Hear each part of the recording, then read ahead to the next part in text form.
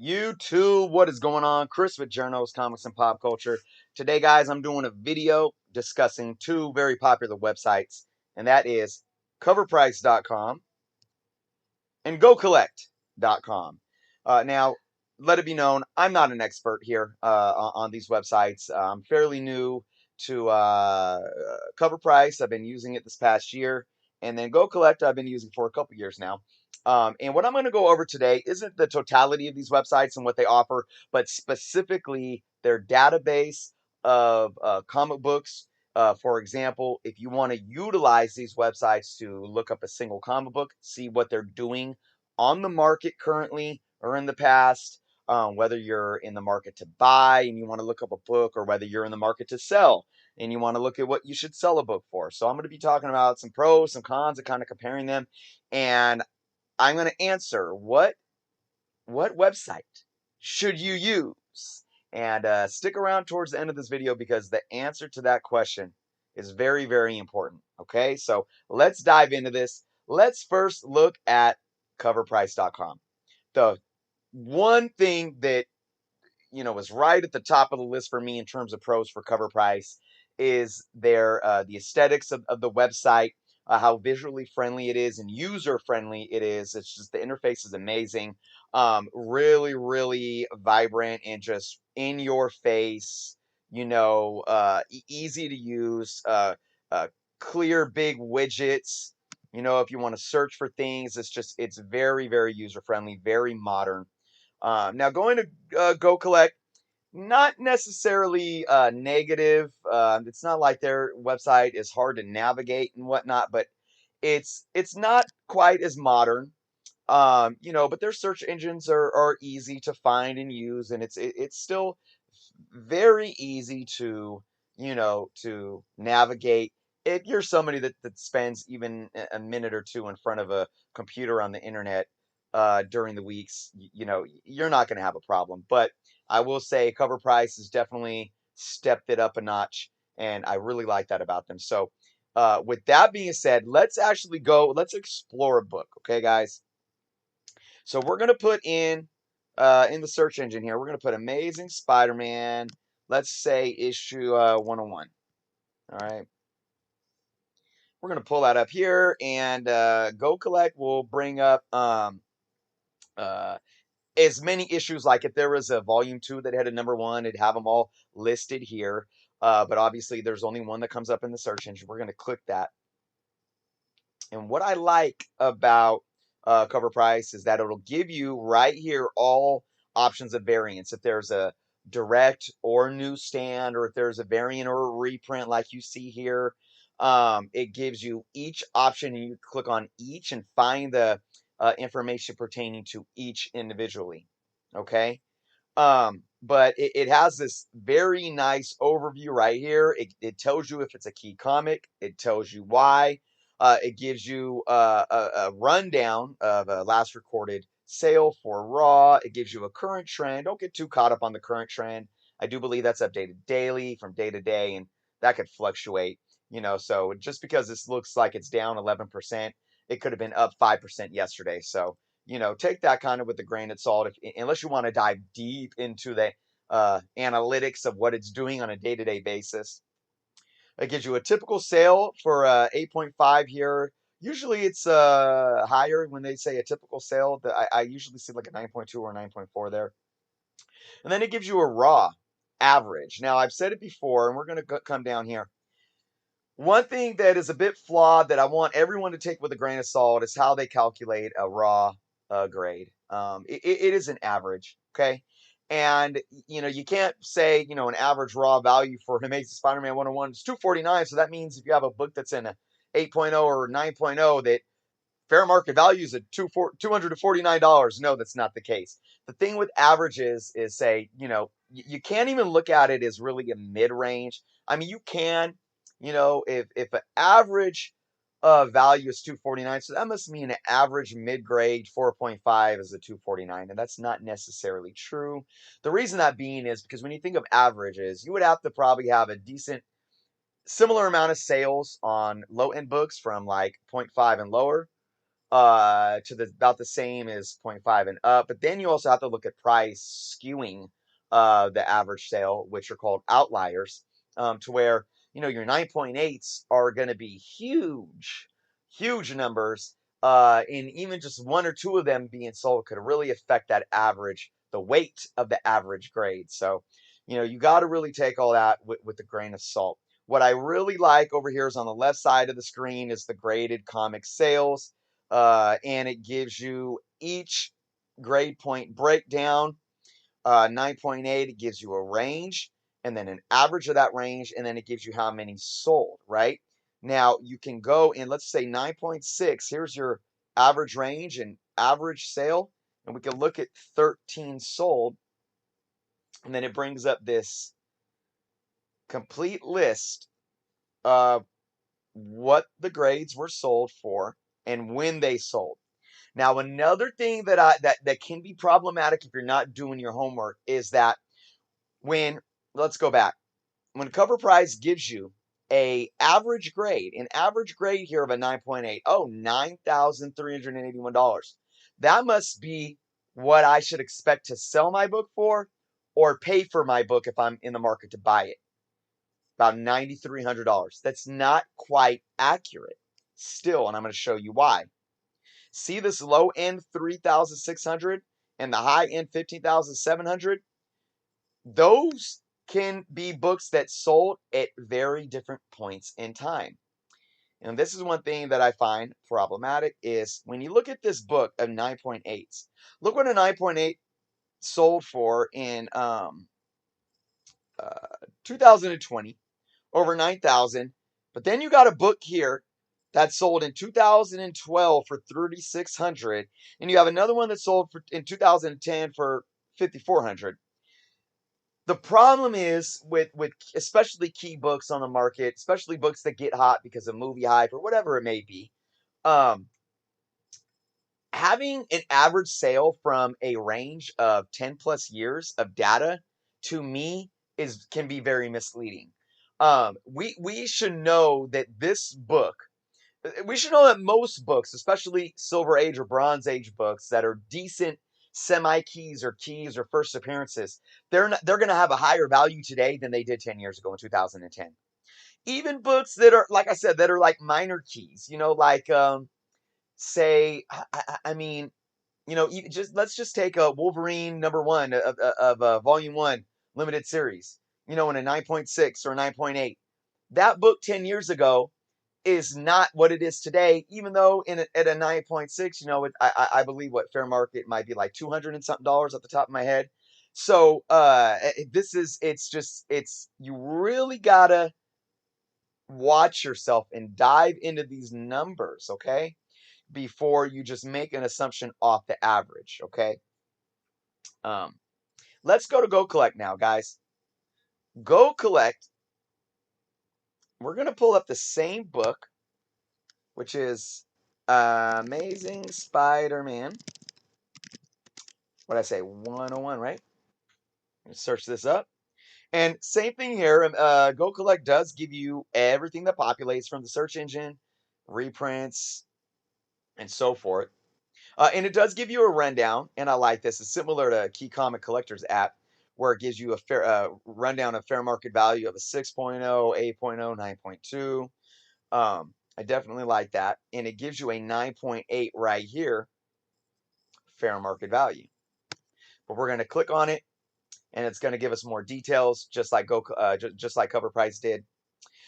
Similar to Covrprice, it gives you a breakdown, okay, of each grade point, and then it gives you sales, last sales date. Now, sales history, if you say for a 9.6, and you click on this, it gives you dates, but you cannot see any more information without subscribing. So I am not paying a fee. Like I told you, I'm paying the fee for Covrprice. It's only $2.99. I'm pretty sure it's pretty cheap with Go Collect. I don't have the price off the top of my head right now, but you would be able to see a similar rundown of Covrprice on Go Collect if you became a paying member. All right, or paying subscriber. Now, one thing that I don't know that they don't make clear, at least in the free version, is the fair market value. Where is Go Collect getting their fair market value from? So we know that Covrprice is not breaking it down according to fair market value. And now let's look at this again. What they're breaking it down by is an average. Okay. So what I would like to question uh, Go Collect is, are those fair market values processed by a or calculated by an average? And if so, what average time frame or what time frame are they using for that average? Are they using a 10-year plus period like Cover Prices? So if you look at 9.6, they have only 13 graded books sold on the market, whereas Go Collect has 16. Very interesting. Their fair market value is 3,900 for a 9.6. The 9.6 is almost 3,400 for an average on Cover Price. So fair market value is a little higher.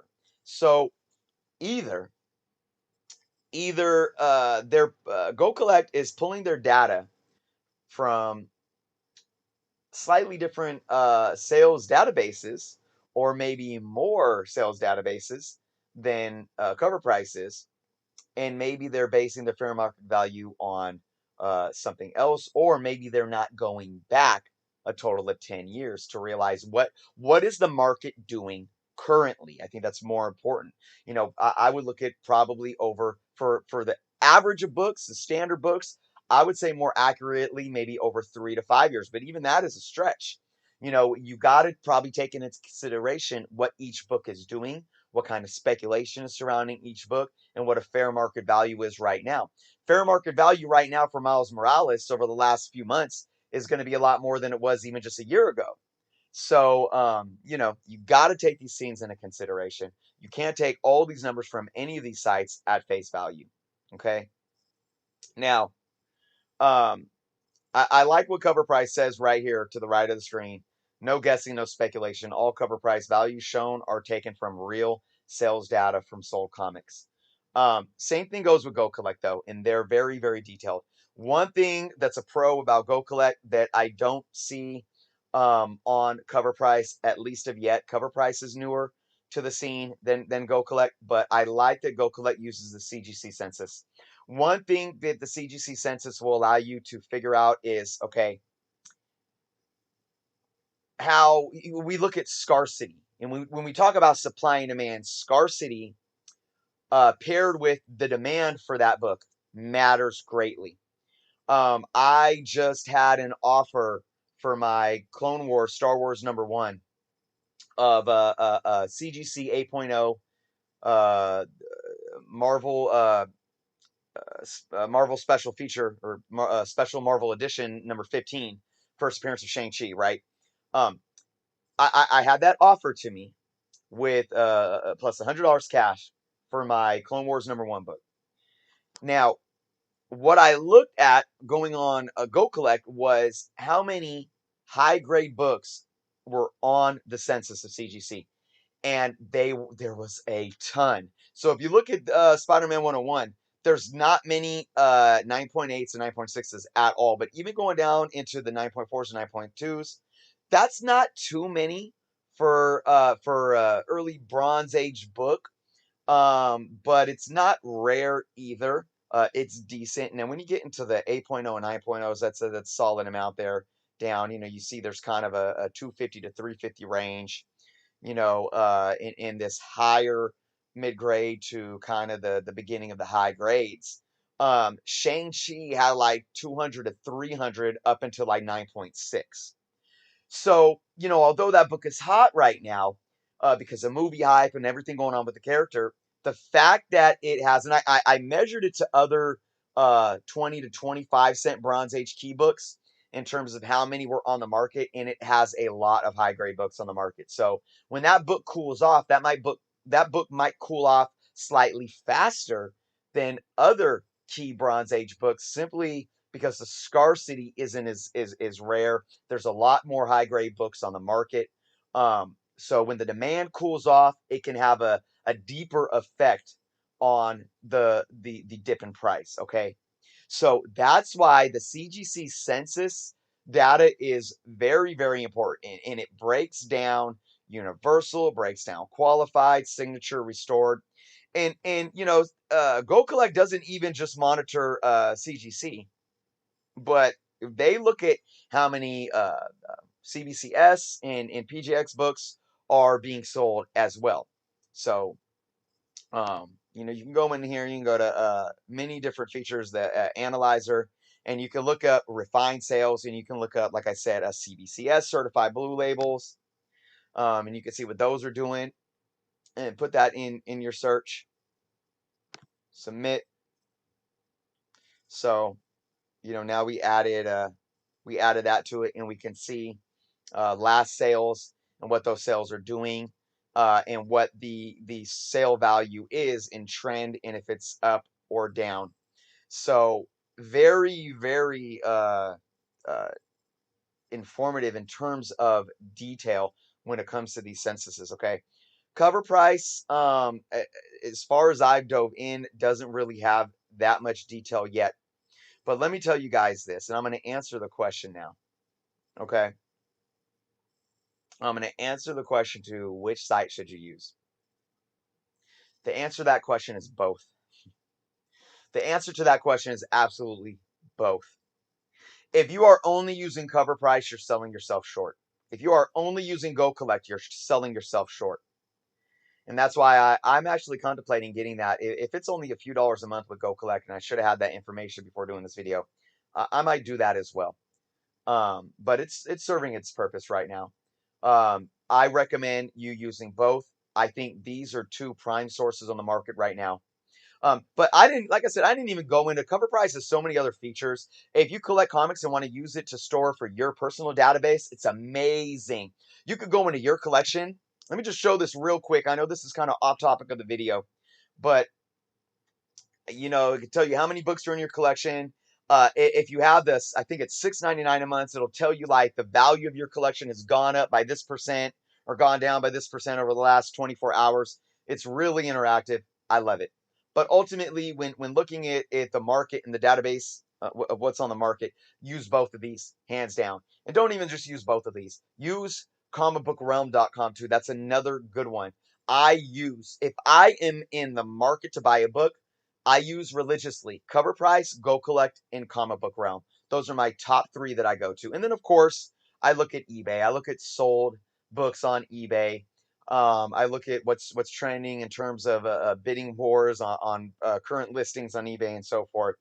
Sometimes eBay can be skewed. I know people say eBay is like the truth, but I'm going to tell you, the way that we bid and the way that we buy on eBay is a different beast than if we were to buy from a individual collector, say selling on a marketplace or on a different type of selling app, or if we go to a comic book store. Sometimes eBay demands a higher price. Sometimes it does because the beast that is eBay, when you talk about the not just the free market, but being able to bid for a book. We are driven by reactionary behavior already as comic book collectors. And when we have the capability to bid, myself, I go into a book and say, okay, my threshold on this book is $28. And then if I'm bidding down to the wire, I guarantee you I'm bidding more than $28 still. I'll probably go up to 35, 38 maybe if I really want the book. But if we were, one-on-one with the seller, we were in a comic book store, we have that firm set price and we know what we're going to pay for it. And we might even negotiate. Look, you got this book marked at $35. Would you take 28? Comic book stores will work with you. And I know individual sellers will too. So that's why I always take things with a grain of salt. I use it religiously, but I use these religiously. And you got to take in the data from every website and make your own educated decision at the end of the day. I appreciate Covrprice. I appreciate GoCollect, Comic Book Realm, all these websites for being there. They are great resources for us as collectors. So with that being said, if you guys aren't using these, go check them out. Hands down. If you have any other questions for me, please let me know in the comments. Love talking about these things. Love supporting these websites. Uh, Guys, if you haven't subscribed yet, please do so. Thank you for watching, and until next time.